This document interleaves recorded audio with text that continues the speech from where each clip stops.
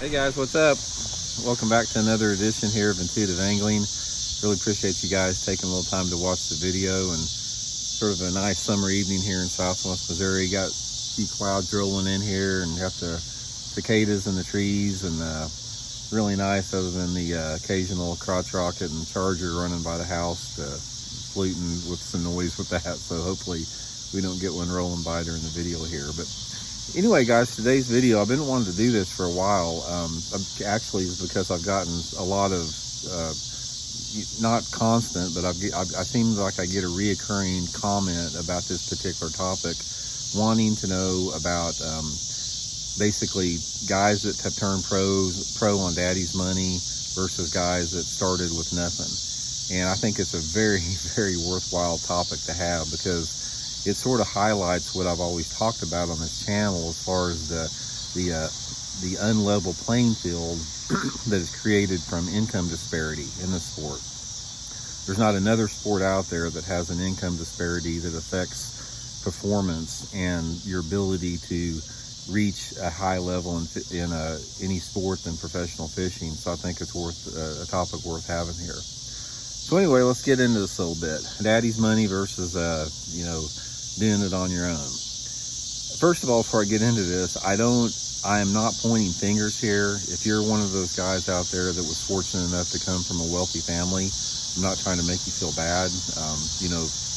That's good for you if you've done that, because it makes it a lot easier.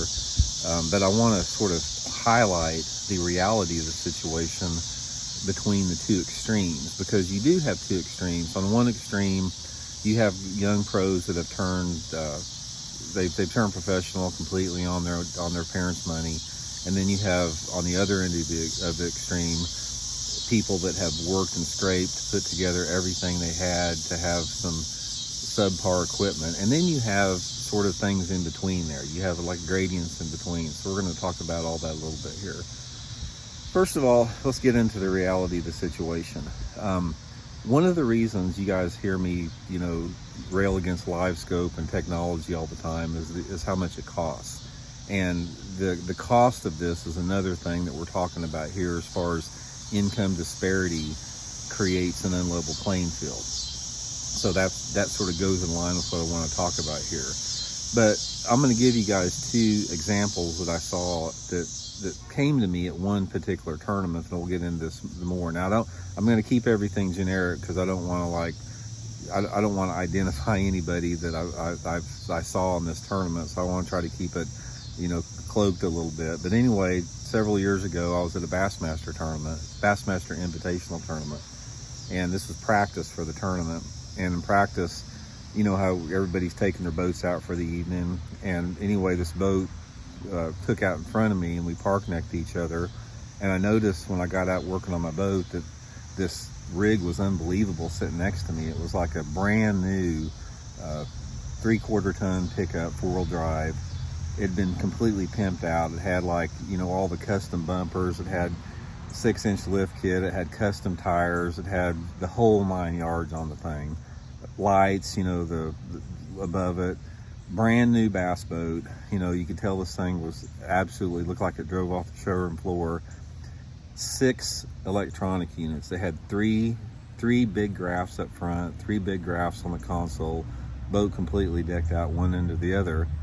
And the door opened up, and this person got out of it, and I swear this kid couldn't have been at the most 18 years old. I mean, he looked like, I was wondering if he could even drive. He looked so young.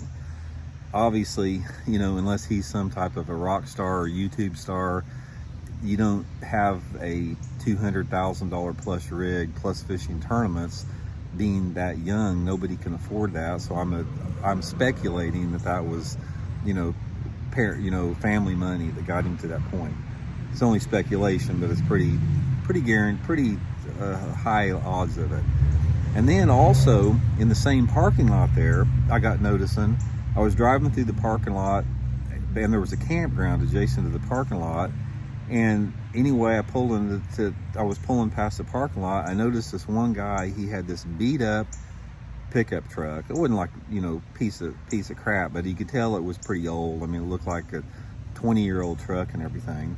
and he had a fairly cheap aluminum boat, like a 17-foot aluminum boat with a 115 horse, or no, yeah, it had 150 horse motor on it, but you could tell it was an older motor, and he was camping in a tent, and he was also in the tournament because I saw that same boat the first morning of the tournament, but you could tell that this was this person. He probably didn't choose to fish like that. He probably did that out of necessity. So in one tournament you have two different extremes like that. So here's what I have found out about that is I have a tremendous amount of respect for guys that started with nothing, because that's what I had to do. I know how difficult it is to do that. You have so many hoops, you have so many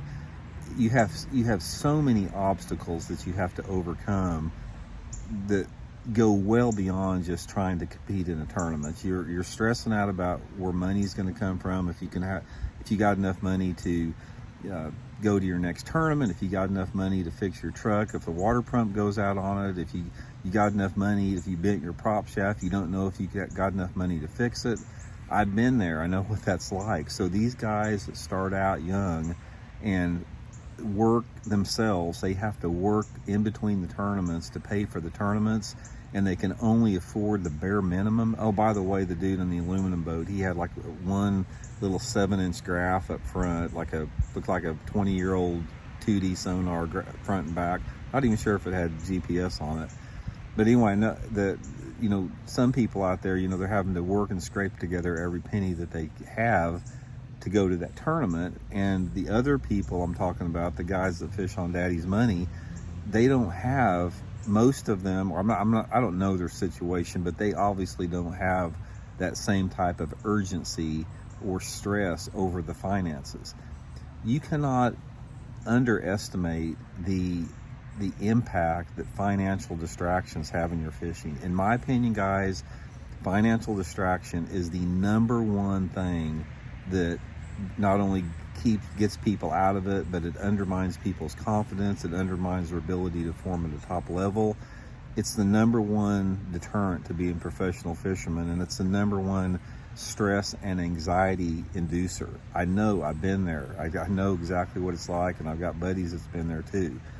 So I'll give you guys another story here. There's a very well-known pro out there, I'm not going to mention any names, that came from a very wealthy family.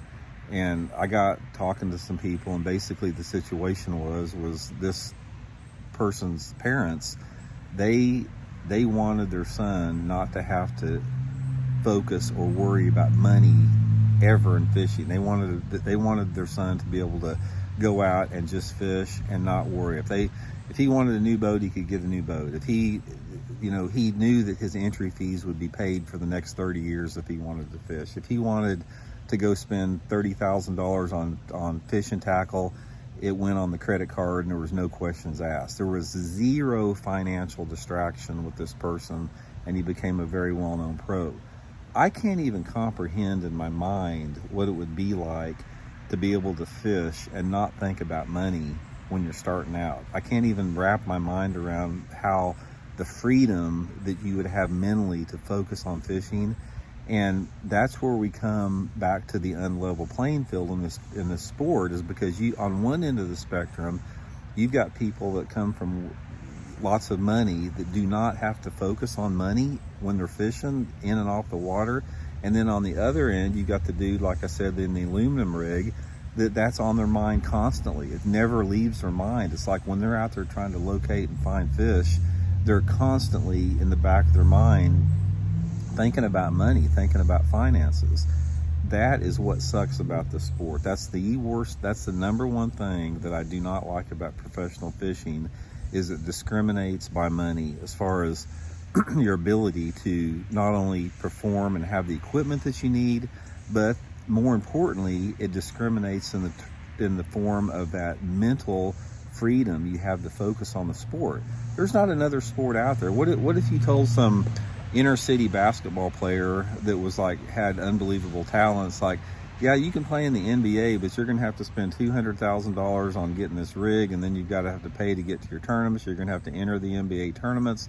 you're gonna have all this financial pressure behind you. That is what only exists within professional bass fishing, and it's really, never been addressed. It's like it continues, and it gets worse and worse and worse every year. And that's why I'm this big proponent against technology and things that increase the cost of the sport, because what happens is every time one of these electronic companies comes out with a new unit, it's another $3,500 you got to pluck down. Every year the cost of a boat and motor goes up 3 to 6%. And what you have when you do this is you create this income disparity amongst anglers that give a segment of the people that have daddy's money versus the people that don't have any money an unfair advantage. I mean, I got a note a couple of years ago. I got a note from this 17-year-old kid from North Carolina. I'm not going to mention any names. Anyway, he was from a single parent family. His mom and dad got divorced, and I guess his dad was a AWOL. He never saw his dad, and his mom, worked to support them both. And all this kid wanted to do was be a pro fisherman. He was ate up with it. He knew everything about every pro, and he could tell you this type of stuff. And I got where I was communicating with this kid pretty regularly, and he was sort of telling me a story, and he wanted to be a professional fisherman so bad, but he just was not able to do it on any level because he simply did not have any money. I mean, here was this kid that just read about it. I mean, the only fishing he got to do was off a bank in a farm pond, because it didn't cost any money. And then you have the dude, like I saw in that bass tournament, that's sitting in a $200,000 rig.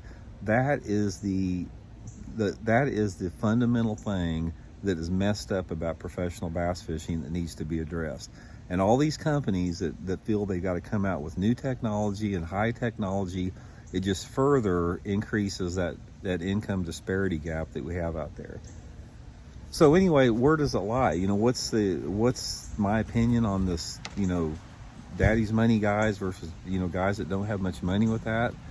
A lot of it is just, everybody has got their own situation that's unique to themselves. And obviously everybody has to deal with that to some extent. And a lot of it has to do with, your desire and your passion for it, because one thing that money cannot do, it can't give you desire, it cannot give you passion, and that's what you have to be successful in the sport. What are you doing there? Good. Okay, anyway, that's today's video, guys. Shoot me some comments, and we'll check in with you guys later. See you.